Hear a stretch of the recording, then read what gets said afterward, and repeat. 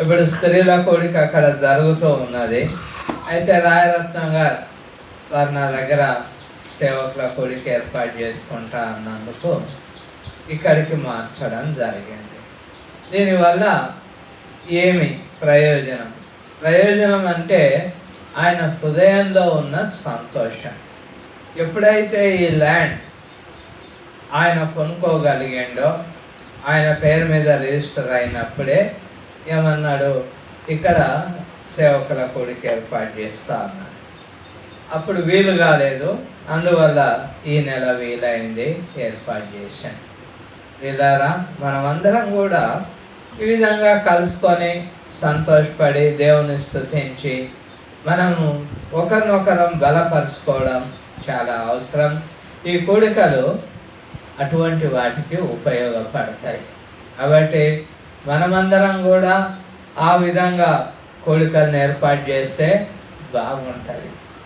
ఏ విధంగా అంటే మనకు వసతి ఉన్న దగ్గర ఒక రోజు రాత్రి, ఒక పగలు, రాత్రి సంఘంతో, పగలు సేవకులతో కూడిక జరిగేట్టుగా మనం ఏర్పాటు చేసుకొని ఆహ్వానిస్తే, ఇప్పుడు చర్చ్ బిల్డింగ్లు ఉన్నవారు, చర్చ్ బిల్డింగ్ లేకున్నా ఇళ్ళల్లో ఉండడానికి వసతి ఉన్నవారు ఆ విధంగా ఏర్పాటు చేస్తే మనకు కూడా బాగుంటుంది. మీరు ఉదయాన్నే లేచి ప్రయాసపడి రావడం, కొంతసేపు ఉండడం, మళ్ళీ భోజనం చేసి ప్రయాసపడి పోవడం, దీని బదులు ఒకరోజు వస్తారు, ఉదయం ప్రయాణం అయిపోతాము, అక్కడ రెస్ట్ తీసుకొని రాత్రికి వాక్యం చెప్తాం, మళ్ళీ రెస్ట్ తీసుకొని మధ్యాహ్నం వరకు ఉదయం నుండి కూడిక జరుగుతుంది. అందరం అక్కడ ఉంటాం కాబట్టి తొందరగా ప్రారంభించుకోనిక కూడా వీలుంటుంది. 12 వరకు కాకుండా 10 గంటలకే పాటలు మొదలుపెట్టి 11 గంటలకు మనం మొదలు పెట్టుకోవచ్చు. దేవుని వాక్యాన్ని ధ్యానించుకొని భోజనం చేసి మెల్లగా తిరిగి గృహం చేరడానికి అవకాశం ఉంటుంది. కాబట్టి ఆ విధంగా మీరు ప్లాన్ చేయాలని నేను మనవి చేస్తుంటున్నాను. నెక్స్ట్ టైం ఏర్పాటు చేసినప్పుడు నేను కూడా జడిచలలో అదే విధంగా ఏర్పాటు చేస్తాను. మంచిది ప్రియులారా, ఈ సమయంలో కొంతసేపు దేవుని వాక్యాన్ని ధ్యానించుకుందాం. మరి దేవుని యొక్క పరిశుద్ధ గ్రంథంలో నుండి న్యాయాధిపతుల గ్రంథం 2వ అధ్యాయం, న్యాయాధిపతుల గ్రంథం 2వ అధ్యాయంలో 10వ వచనం నుండి మనం చూస్తే, ఆ తరం వారందరూ తమ పితరుల యొద్దకు చేర్చబడిరి.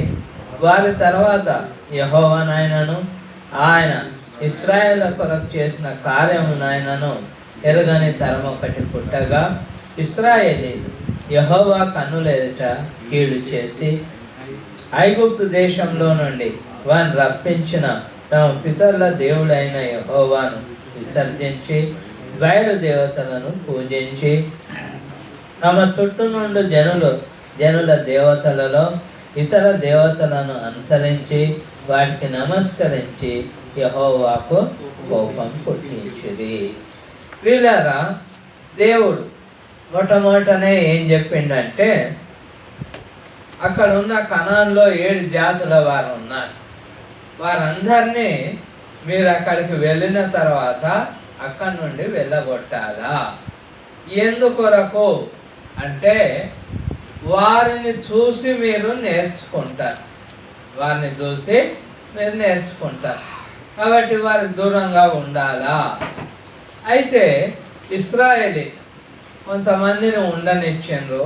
దేని కొరకు అంటే, ఇదే 2వ అధ్యాయంలో 1వ అధ్యాయంలో చూస్తే, నీళ్లు చేదడానికి కొరకు, కట్టెలు ఏరడానికి కొరకు, ఈ విధంగా వారి మధ్యన వారిని ఉండనిచ్చిండ్రు.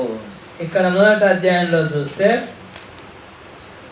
32వ వచనంలో, మరియు ఆ దేశ నివాసులైన కనానీయులను వెళ్ళగొట్టక వారి మధ్య నివసించిరి.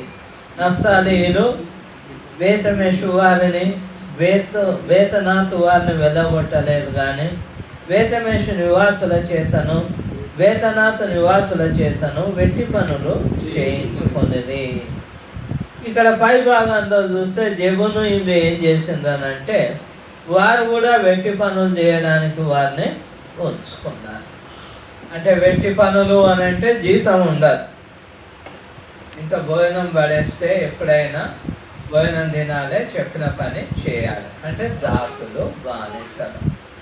ఈ విధంగా ఉండొచ్చు కదా, మనకు ఉపయోగపడుతుంది అని ఉండనిచ్చినందువల్ల ఏం జరిగింది అని అంటే వారిని చూసి నేర్చుకున్నారు.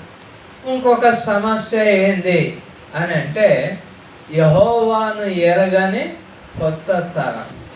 పాత తరము అని అంటే మనం దేవుని గ్రంథంలో చూస్తే 60 సంవత్సరాలు 70-80 సంవత్సరాలు ఒక తరముగా లెక్కించబడ్డాయి. మరి ఈ తరము గతించిన తర్వాత వచ్చిన తరం వారికి దేవుడు తెలియదు, యెహోవా ఎవరో తెలియదు. వీళ్ళరా మరి మన తరం తర్వాత వచ్చే తరం వారికి దేవుని మనం తెలపాలా? దేవుని తెలపాలా అంటే The Bluetooth device is ready to pair.